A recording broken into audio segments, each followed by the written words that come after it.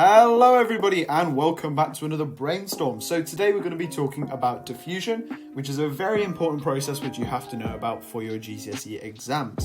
So we're going to split this video up into four main parts. First of all, we're going to talk about what exactly is diffusion. Then we're going to talk about examples of diffusion in the body. We're going to then talk about some of the factors that affect the rate of diffusion, and we're going to round the video off by talking about some adaptations that we have to allow for diffusion to occur efficiently. So let's get into it. Alright, so now let's take a closer look about what exactly is the process of diffusion.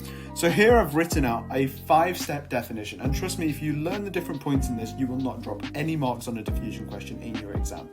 So, diffusion is the random net movement of particles from an area of high to low concentration down the concentration gradient across a partially permeable membrane until they are evenly distributed.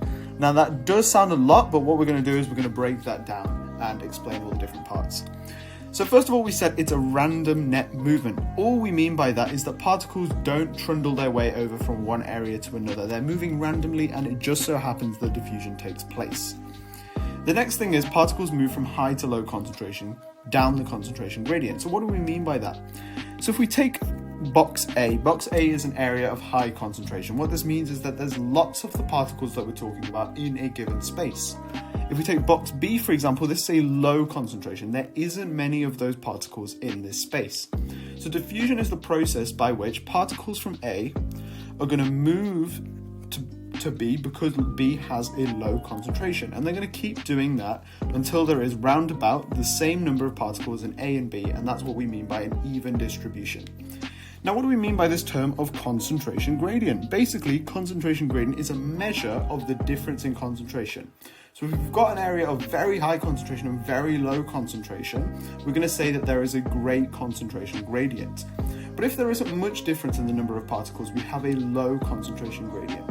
Because they're moving from a high concentration to low, we say that they are moving down the concentration gradient. And so the final part of this definition is this idea of them moving across a partially permeable membrane. So what do we mean by that? Well, the definition for a partially permeable membrane is one that only allows certain substances to pass through. If it was fully permeable, everything that tried to get across would get across. And if it was not permeable or impermeable, nothing would get through and diffusion would not occur. So a partially permeable membrane, the prime example we have is the cell membrane of all of the cells in our body. Most of the molecules that try to get past can get through, but some are resisted. So not everything gets through. So overall, what is diffusion? Well, it's when particles move from a high to low concentration gradient down the concentration gradient across a partially permeable membrane until they are evenly spread out. So we're going to take a little look now at some examples of diffusion that occur in the body. So what we have here is an image of a cell. And sometimes our cells need different substances for reactions in the cell. And the way that they get those substances from the blood, which carries things around the body, is through diffusion. The most important of those substances, of course, is oxygen, which diffuses into the cell by diffusion and is required by the cell in many reactions such as respiration. The way that occurs, of course, like we've mentioned before, is that there's going to be a very high concentration of oxygen in the blood, a low concentration in the cell, so the oxygen is going to move down the concentration gradient, across the partially permeable membrane, which is our cell membrane, and it's going to diffuse into the cell for its use. Another example is glucose, which is the main sugar we get from our food, again used for respiration, and it diffuses into the cell down that concentration gradient.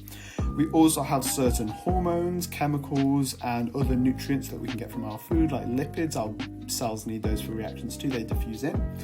And another one we need for growth and repair is protein. So those are our three examples of things diffusing into the cell. At the same time, as a product of the reactions going on in the cell, we can have a buildup of different substances, and therefore we get a high concentration of substances in the cell and a low concentration of them in the blood. So a lot of the time what happens is substances will diffuse out of the cell. The most important one here is carbon dioxide, which our cell gets rid of as a product of respiration. And we also have urea. And these guys are usually known as waste products because our cells have to get rid of them. Okay, so those are examples of things diffusing into and out of the cell. If we take a look at a more specific example, what we have here is an alveolus, which is a little air sac in the lung where the gas exchange takes place. And right next to it, we have a capillary, which carries blood to the alveolus. Now, what we know is that we have a relatively high concentration of oxygen in the air, but our cells need it.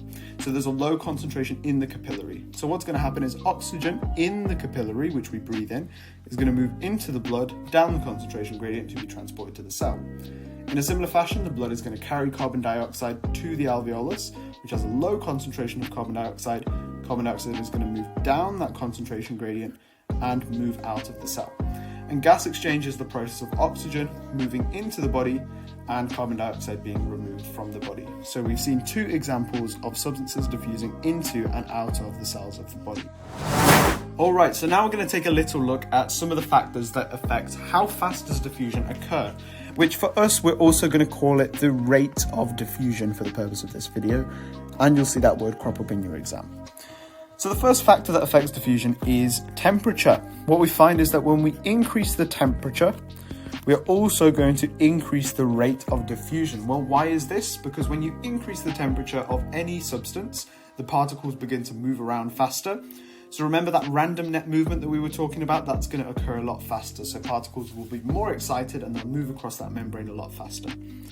The next factor that we have is the concentration gradient. What we find is that when we increase the gradient, we also increase the rate of diffusion. Why is this? Because if there's a bigger gap between that higher and lower gradient, particles are going to move down the gradient a lot faster. You can think of it being a bit like a slope. If the slope is a lot steeper, things are going to fall down it a lot faster. The next one we have is the path of diffusion. Well, when we decrease the path of diffusion, we actually increase the rate of diffusion. What do we mean by this? Well, the path of diffusion is actually how far does a particle have to travel to get to that area of low concentration? Well, if we have a very short path of diffusion, the particle doesn't have to travel very far. Whereas if we have a very thick membrane that it has to travel across, i.e. a long path of diffusion, it has to travel a lot further. So when we have a short path of diffusion, a lot more diffusion can occur at a given time because it happens a lot faster. And the final factor that we have to consider is surface area. Well, when we increase the surface area, we're also increasing the rate of diffusion. And again, why is this? Because if we increase the surface area, there is more area for a particle to move across. A lot more particles are going to move through that membrane at a given time, down the concentration gradient. Therefore, diffusion occurs a lot faster. So there we have it. Our four factors that affect the rate of diffusion are temperature, concentration gradient, the path of diffusion, and surface area. Okay, to wrap up the video, we're going to look at a couple of the adaptations that our body has to allow for diffusion to occur more efficiently. So the first one, like we said, when we increase the surface area, diffusion occurs a lot more quickly. So many parts of our body have a large surface area. The number one example we have is this thing called a villi. These are little finger-like folds inside of the small intestine, and basically the cell membrane is folded up. There's a lot greater surface for particles to move into the cell, therefore, and diffusion occurs a lot quicker for nutrients to move into the blood which we've collected from our food. Another example is the alveolus that we were talking about. Well, our lungs is full of millions of alveoli, which actually, if you were to spread them all out, they cover many different tennis courts worth of area. So we have a high surface area available, so lots of gases can move into and out of the blood from the lungs in a given time. The second adaptation we have is a very short path of diffusion. Like we said, that allows for a greater rate. One of the examples we have is the alveolus again. So the alveolar wall is only one cell thick. So both our oxygen and our CO2 molecules don't have to move very far to be diffused. And the final adaptation we have in the body is ventilation and blood supply. What you'll notice is when we have the alveolus, there's a capillary that runs close to it, very, very close to it even. And what happens here is the blood carries away substances really, really quickly. What this does is, and this is a key phrase for you to learn, is maintains a steep concentration gradient. And remember we said the steeper the concentration gradient, the better the rate of diffusion. Another example of the maintaining a steep concentration gradient is ventilation. So when we breathe in and out, the gas moves oxygen and carbon dioxide into the alveolus very, very efficiently, maintaining that steep concentration gradient. So there we've got three examples of how the body is adapted to allow for diffusion to occur efficiently and quickly.